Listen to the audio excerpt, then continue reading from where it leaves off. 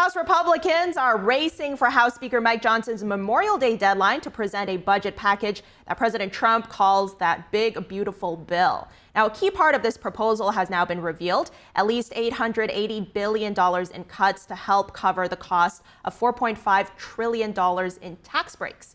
A majority of those cuts would be coming from Medicaid. Now, this proposal has drawn backlash from both sides of the aisle. And meanwhile, just yesterday, the president also signed an executive order aimed at making prescription drugs more affordable for Americans. We're going to break down both the healthcare and political debate in this whole discussion now. Joining us, we've got Mike Leon, our NTD News contributor and host of the podcast Can We Please Talk, as well as Katy Talento, executive director of the Alliance of Healthcare Sharing Ministries and former White House health advisor to President Trump. Mike, Katy, it's great to have you both on today. This is a pretty big conversation, Katy. So as someone who has this extensive experience in the healthcare sector, what's your reaction to this proposed cutting plan? Yeah, I think it's a reasonable step to build upon the drug pricing initiatives of the president in the first term.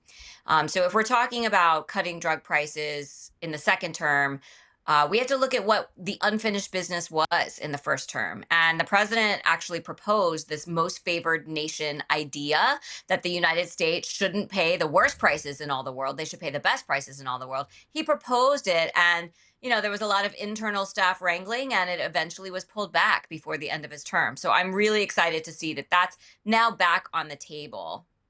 All right, so let's look for a second at this specific cut that we're seeing in this budget bill proposal. Mike, it's drawing a bit of, or rather a lot of criticism from both sides of the aisle, it would seem.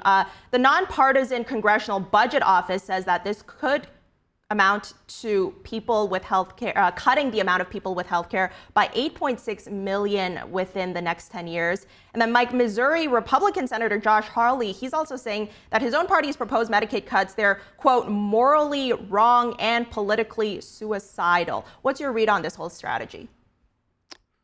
Yeah, well, first of all, good to see you as always, Fiona. Look, he would say that, right? Because 1.1 million people in his state rely on Medicaid services. And I think people don't understand truly like what Medicaid, obviously outside of providing health services for low income and disabled folks, there's other ancillary services that Medicaid offers. So him writing that, especially as we head into the midterm elections with some key races that are going to be up for grabs, obviously in 25, you're going to have some gubernatorial races. It makes sense for him to write something like that in terms of the political side of it. But let's look at just the services side of it, right? There is some waste, fraud, and abuse. My wife has worked for a few major hospitals in New York and New Jersey. She's been a medical secretary. She's worked in administrative services and medical billing. There is some people that do take advantage of Medicaid services in a myriad of ways. The issue in terms of what this bill outlines in terms of providing clarity on you work 80 hours a month, 20 hours a week, whether it be in a volunteer status or an employed status, and so you can show proof so you can gain these services, citizens being able to use this. I agree with a lot of this and what's being proposed. The issue, as always, Fiona, is the execution part of this, as we've talked about a bunch with respect to executive orders or other things that are coming out of this. And it's because if you look at it, specifically, Democrats are framing it as people will lose coverage. There is some truth in that. The bigger issue will be the administrative part of this, right? You're going to add impact and toll to an already exhaustive process in terms of securing services. When you deal with agencies, you deal with bureaucracy, you deal with red tape, you deal with hours of waiting to call people and to find out information services. I've dealt with it here in Florida, just on the unemployment level. And so when you deal with that, that is a lot of issues that Americans deal with. That's going to be a lot of wait time. That's going to be a lot of time taken away from me actually getting the services I need from this. So that's where it's really going to impact more. When I look at this bill holistically, yeah, there's going to be the politics part of it. And Josh Hawley writing that, obviously he's doing that for the 1.1 million or so constituents in his state that he represents. And I get that. But it's really not only about people losing services. It will be about the burden that this will put on the system overall. Katy, that's exactly what I want to ask you, these concerns that Mike's bringing up. What's your response to that? Especially, we are hearing criticism saying, low-income Americans, particularly in those rural areas, they're going to face more barriers to maintain coverage. And along the same lines, this bill, it's also requiring these biannual eligibility checks and income verification systems. How are states going to enforce that without causing coverage disruptions?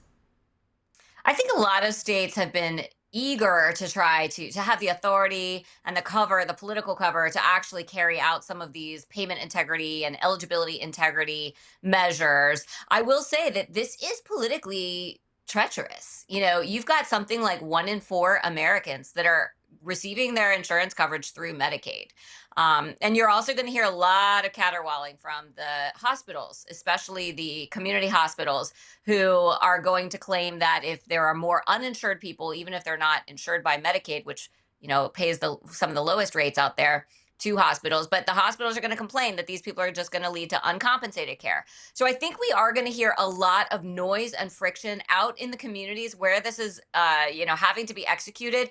But there is nothing wrong, of course, with making sure that the law is being followed with respect to eligibility. The Affordable Care Act dramatically expanded the Medicaid program in many states, most states, to childless, working-aged adults. If those adults have other forms of coverage available, it's only proper that the taxpayer not have to pay for their insurance coverage. We're drowning in debt. So, of course, there's always a balance of interests here. So, it'll be interesting to see. I think states that are more inclined in this direction are going to be more aggressive in carrying out these measures, and the states that aren't, they will sort of take their time. So it'll be a continuum throughout the country. If you turned 65 recently like me, it's important you find a Medicare Advantage plan that gives you the coverage you're looking for. But finding one can be difficult. The best thing I did, and I suggest you do the same, is call a licensed insurance agent and let them walk you through your Medicare Advantage plan options. There are so many benefits you have access to, so make the call now and let the representatives explain everything to you. Our licensed insurance agents can offer you a variety of Medicare Advantage plans. Plus, the call is free, the information is free, and there's no obligation to enroll. We're here to make it easy for you to select a Medicare Advantage plan that may work for your needs. Finding a Medicare Advantage plan can be easy if you do what I did. Make a quick call right now to learn more. Thank you. Call 877-476-1681. That's 877-476-1681. Call now.